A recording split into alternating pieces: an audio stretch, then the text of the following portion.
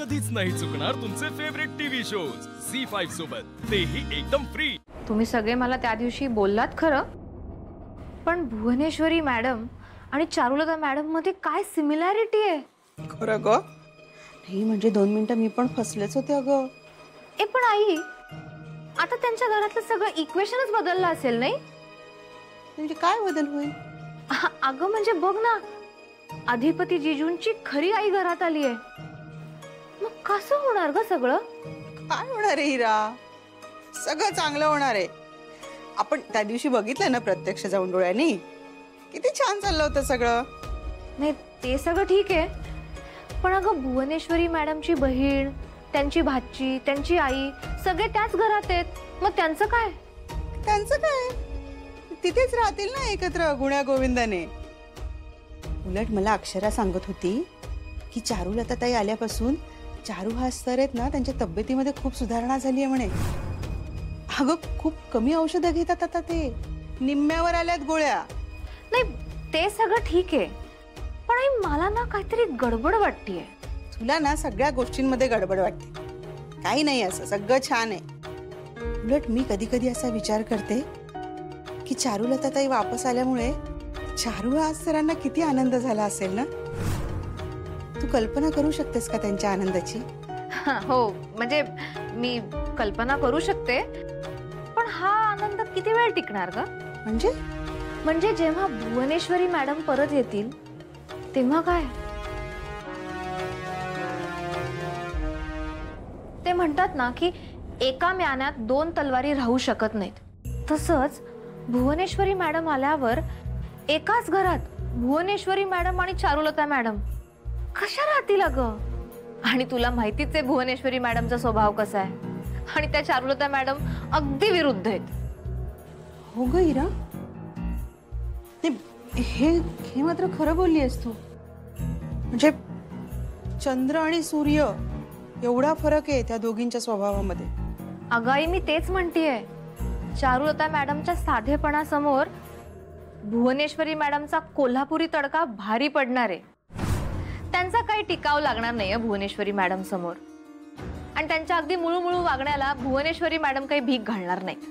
अगं हो इरा, हे सगळं जरी खरं असलं ना, तरी त्या सुनबाई आहेत त्या घरातल्या, त्यांचा हक्क आहे त्या घरावर, अधिपतींवर, चारू सरांवर, आणि त्या खऱ्या अर्थाने सुनबाई आहेत ना त्या घरातल्या।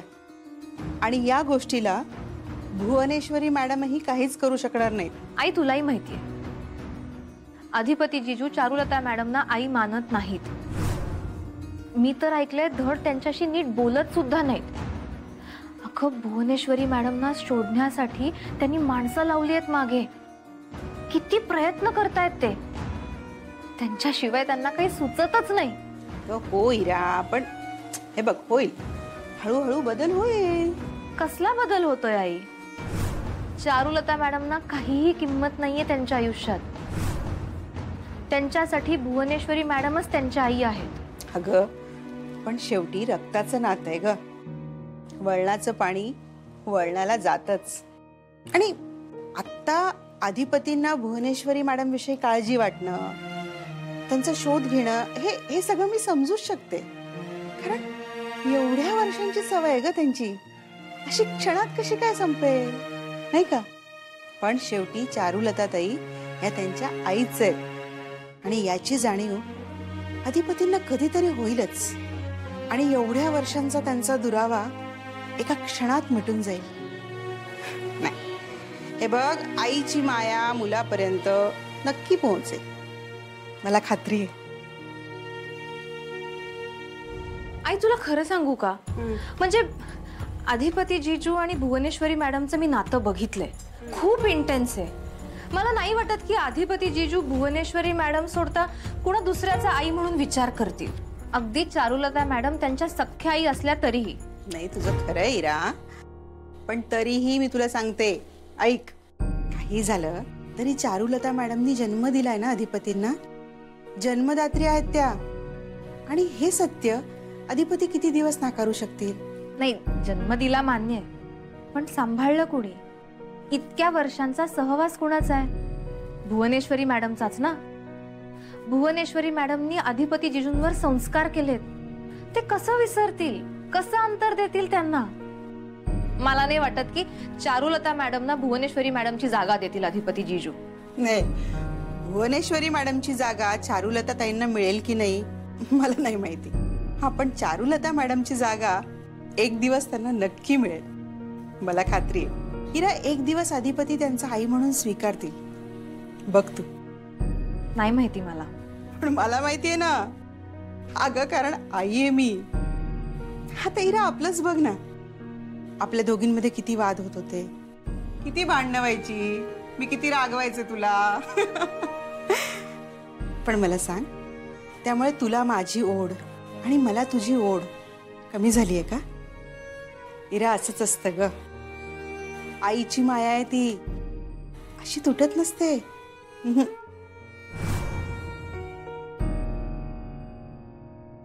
अधिपती, या बॉईने तुमच्यावर गारुड केलाय का जादूटोणा केलाय?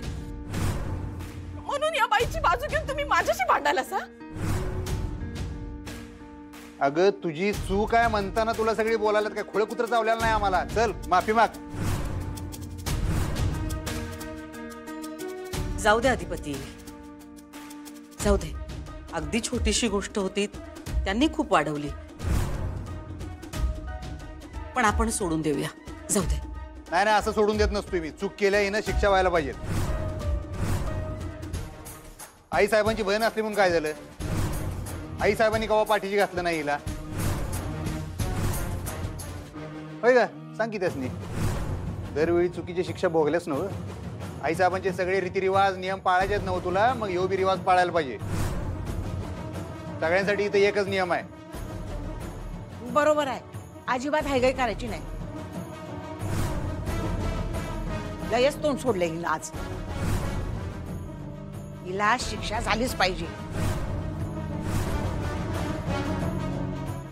अगं आजी, नाही, शिक्षा द्यायची तर सणा तर मला द्या की. मला खीर खायची होती ना, म्हणून आलतो की आम्ही इथं. नाही चंचे, तुला कशा पाहिजे शिक्षा? तू मसली समजासनी मला शिक्षा द्यायची ना? द्या, मला शिक्षा द्या.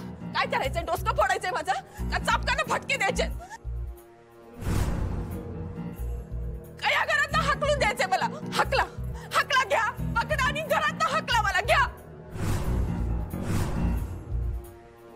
समज समज उरपट झालंय बघा या घरात. कोणी बी यावं आणि टपली मारून जावं, अशी अवस्था झाली आमची. समजी शिस्त मोडली हो या घराची. बरं झालं तूच शिस्तीचा विषय काढलास. बाकी सगळी जण शिस्तीत आहेत, तू शिस्त मोडतेस कायम या घरची. जाऊ दे रे अधिपती, नका वाढवू हा विषय. नाही चारू, आज नाही. आज अति केलंय हिनं. हिनं हिची मर्यादा ओलांडली आहे. तुझा अपमान केलाय. आज नाही, आज हिला शिक्षा व्हायलाच पाहिजे.